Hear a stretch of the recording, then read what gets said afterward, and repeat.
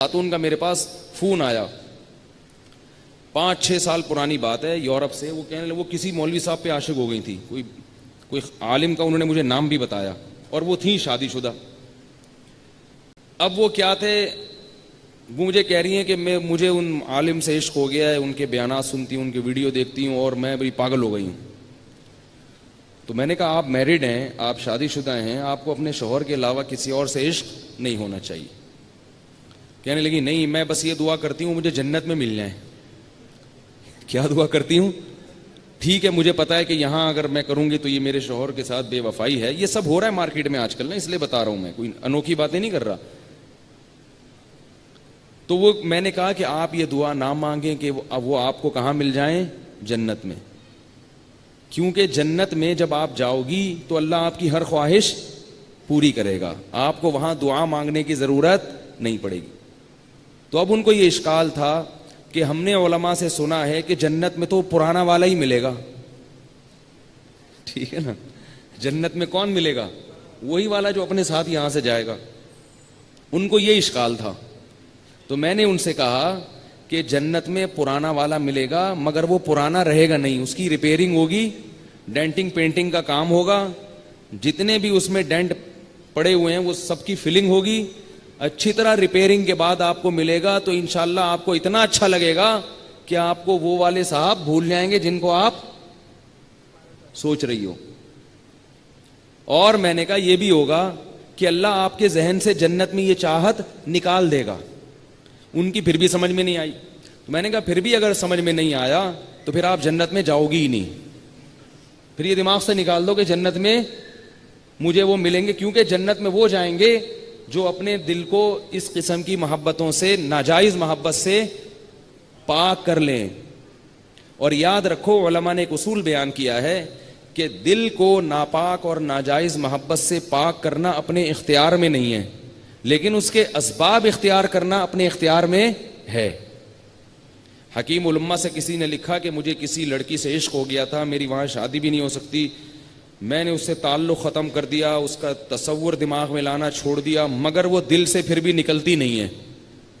تو انہوں نے فرمایا کہ کوئی گناہ نہیں ہوگا اس پہ، کیونکہ آپ کا جو کام تھا وہ آپ نے کر لیا، مگر پھر بھی غیر شعوری طور پر دل میں تکلیف ہوتی ہے، یاد آتی ہے، تو نہ صرف یہ کہ گناہ نہیں ملے گا بلکہ اس پہ صبر پہ ثواب ملے گا۔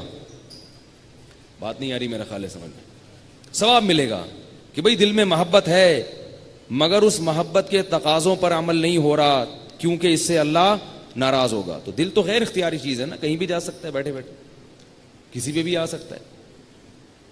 تو یہ آج کل مارکیٹ میں بہت ہو رہا ہے آج کل، تو لڑکوں کو بھی عشق ہو جاتا ہے، پھر وہ پاگل ہیں، دیوانے بنے ہوئے ہیں۔ یونیورسٹیوں میں ایک لڑکے نے بتایا کہ میں کو ایجوکیشن میں تعلیم حاصل نہیں کرنا چاہتا تھا، میں بچتا تھا، لڑکیوں سے دور رہتا تھا، بڑی عفیف پاک دامن زندگی گزر رہی تھی، ماں باپ نے پکڑ کے زبردستی کو ایجوکیشن میں ایڈمیشن کرا دیا۔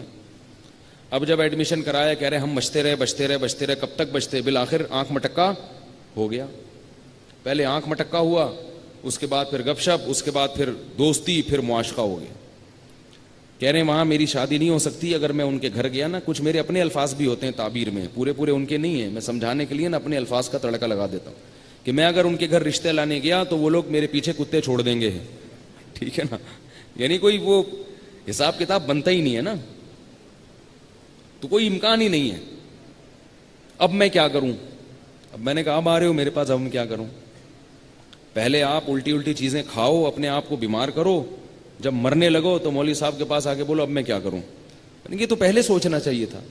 میں نے کہا اب آپ یہ کرو، وہ کام کرو جو حضرت مولانا اشرف علی تھانوی رحمہ اللہ تعالیٰ نے ایک عاشق کو بتایا تھا۔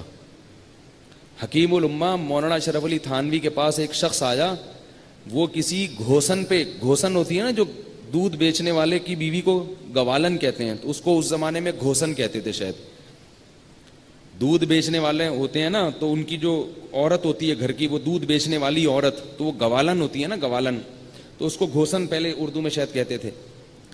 تو وہ کوئی خوبصورت تھی، تو ایک دودھ خریدنے جاتا تھا ایک بندہ اس سے، تو ہوتے ہوتے آہستہ آہستہ عاشق ہو گیا، تو اتنا پریشان ہو گیا کہ وہ دماغ میں اس کے دل میں بیٹھ گئی۔ وہ اس میں خواتین کا بھی بڑا قصور ہوتا ہے، ایک بات یاد رکھو، یہ خواتین سب ایسے نہیں ہوتی جو بیان سن رہی ہیں، ان کے علاوہ کی بات کر رہا ہوں، کہ بعض خواتین بندے کو پہلے فری کراتی ہیں، اس سے ہنس ہنس کے باتیں، بڑے اسٹائل میں مختلف انداز سے باتیں، وہ بندہ کیا ہو جاتا ہے؟ لٹو.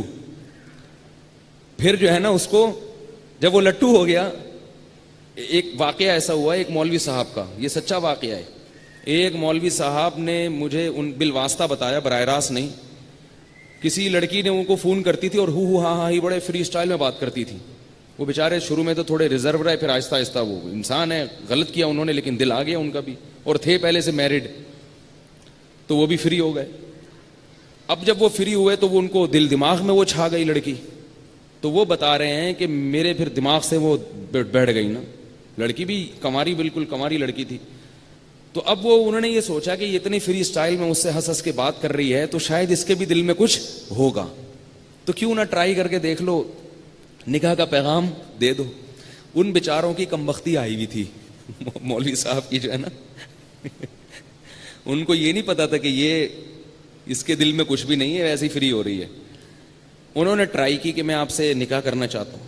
وہ جو اس نے بھر کے سنائی ہے، میں تمہیں اپنے باپ کی جگہ سمجھتی ہوں، میں تمہیں اپنے روحانی بزرگ سمجھتی ہوں، تمہاری ہمت کیسے ہوئی. اب وہ بیچارے جو ہے نا، کیونکہ اس طرح بے عزتی انہوں نے کبھی سنی نہیں تھی. وہ میں نہیں ہوں کہیں آپ سمجھ رہے ہیں اپنا واقعہ کسی اور پہ رکھ کے سنا رہا ہوں. بعض لوگ یہ سمجھتے ہیں کہ شاید اپنا ہے کسی اور پہ، میرے ساتھ ایسا نہیں ہوا الحمدللہ. تو وہ بیچاروں کی نا اتنی بیچارے کی بے عزتی ہوئی ہے. تو میں نے ان سے کہا کہ بھائی یہ جو ہے نا، یہ براہ راست انہوں نے مجھے نہیں بتایا، ان کے کسی واسطے سے مجھ تک یہ واقعہ پہنچا. تو اس لیے آپ لوگوں سے بھی کہہ رہا ہوں، اگر کالج میں، اسکول میں، یونیورسٹی میں کوئی ذرا سی فری ہو جایا کرے تو یہ نہ سمجھا کرو کہ اس کے دل میں وہی کچھ خیالات ہیں جو آپ کے دل میں بھی ہیں. وہ بیچاری ویسے ہی بھائی سمجھ کے بعض دفعہ فری ہو رہی ہوتی ہے. وہ سمجھ رہی ہوتی ہے کہ میرے چچا ہیں، میرے انکل ہیں، ٹھیک ہے نا، اور آپ خام خامے جو ہے وہ فری ہو رہے ہو کہ آپ سمجھتے ہو کہ کوئی عشق معاشقہ ہو گیا. تو اس سے بڑا نقصان ہوتا ہے. بندہ دماغ میں بٹھا لیتا ہے اپنی چیزیں، ہوتا سامنے والے کو کچھ بھی نہیں ہے. تو اس لیے زیادہ نہ ان چیزوں کو. اور یہ ایک دفعہ دماغ میں عشق مسلط ہو جائے، انسان کی صحت برباد، انسان کی خاندانی زندگی برباد، سب برباد. تو اس کا علاج کیا ہے؟ صرف ایک علاج ہے اس کا، بلکہ وہ علاج نہیں ہے، علماء کہتے ہیں وہ پرہیز ہے. علاج اس کے علاوہ ہے. تو وہ پرہیز کیا ہے جو حکیم الامہ نے بتایا؟